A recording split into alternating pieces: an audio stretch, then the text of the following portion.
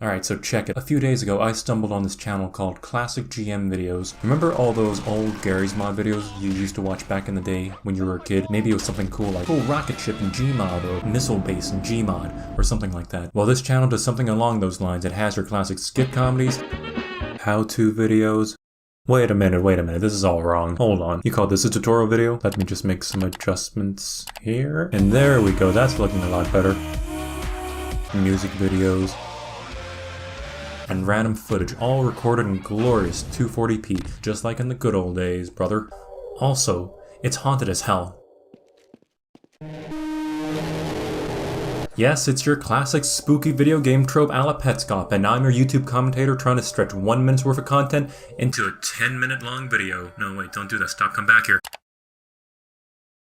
Right, so, like many people on YouTube, I watched a ton of Garry's Mod videos back in the day, despite never actually owning Garry's Mod, or for that matter, any PC games, until I was able to build a computer that could actually run it in university. For those of you who were too young, or were out kissing girls and playing sports or whatever when you were a kid, Gmod was a modification of Valve's Half-Life 2, which allowed players to mess around with the items and physics of the game.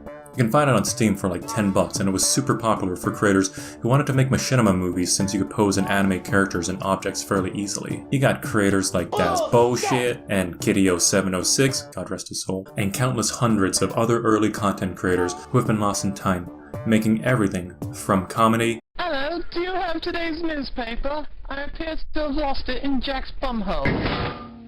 Action. What in hell, you... And even drama.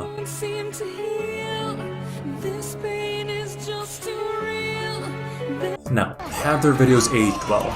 Not really, no. Ever since Valve introduced the much more advanced Source Filmmaker, Gmod has become outdated, as Source Filmmaker can animate smoother, allow for more effects and facial animations, and some of the jokes they make definitely wouldn't fly today. You may notice that I may pronounce a few words incorrectly, as I am not a faggot, like you butt fucks.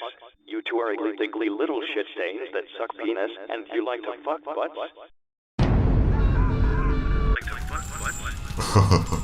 Demonetized. Are they still fun to watch? Absolutely.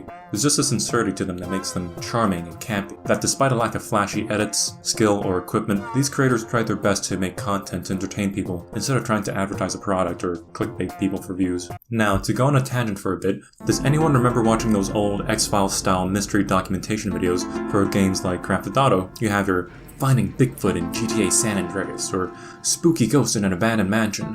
I also watched a lot of these when I was a kid, and I'm not ashamed to admit, they actually terrified me. The gist is people would record themselves going to the game, looking for weird or unexplained things, usually ghosts or monsters, oftentimes in a tutorial format. Looking back at it now, it was obvious that these are either mods, staged, or faked in some way, but when I was a little kid, these things actually scared the heck out of me. Maybe there was a spooky ghost hiding out somewhere in the map, who knows? These videos had a sort of found footage amateur vibe that made modern media like the Blair Witch Project, Paranormal Activity, Petscop, or amateur porn so popular. Now, in the intersection of these two seemingly different things is classic GM videos. So what we got here is your typical haunted video game. We got your seemingly innocent premise, your unexplained screen and audio tearing, your shadowy spooky figure that is always in the background jerking off or something. Nicely said, my friend. Great, awesome. So what does this channel do to make it stand out from all the other haunted video game found footage out there?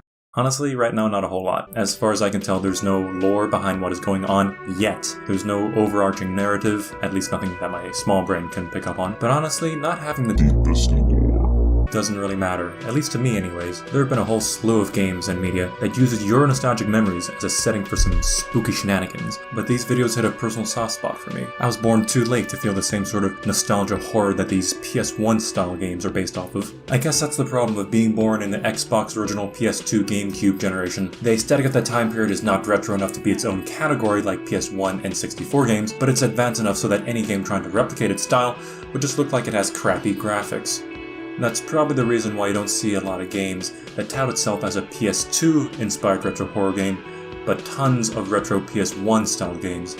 But back to the videos. I can appreciate how the creator never tries to directly address the strange things that are happening. The description and comments that the creator posts for the videos never once hint that there's something disturbing happening, but the footage says otherwise. You can clearly see the in-game character acknowledge that there's something more going on with how they act. It creates a layer of intrigue. How can the person posting the videos not be aware of its content? Is he perhaps an unreliable narrator, being oblivious on purpose to mess with us? So that's not what it said before when I put in that question. The spooky stuff in these videos are rarely displayed up front and center. I'm pretty sure one of them doesn't even have anything weird going on, but I think that's one of the reasons why I like it so much. It keeps things subtle and it keeps you as a viewer guessing what's going to happen next. I'm not going to try to overanalyze the videos or try to hypothesize what it all means. Like I said, there isn't a whole lot going on right now. But I have to commend the creator for his dedication to replicating the mid-2000s era style. Watching these videos almost brings you back to your time as a kid, going on YouTube after school with your closeted homosexual friend Paul. Either way, check out those videos. If you were a dork like me back in the day, it'll stir up some kind of memory. Also check out what I'm assuming is the creator's other channel, Gmod 9 Fan Reuploads. It does the same shtick, but a little bit less subtle. Thanks for watching.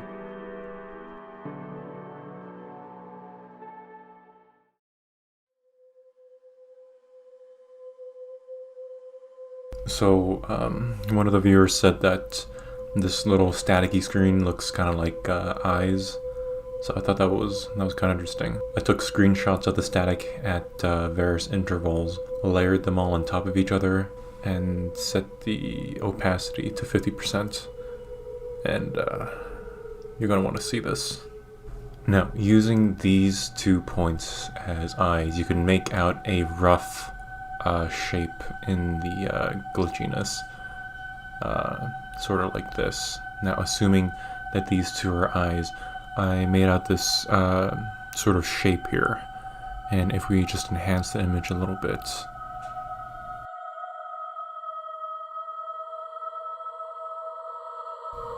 my god.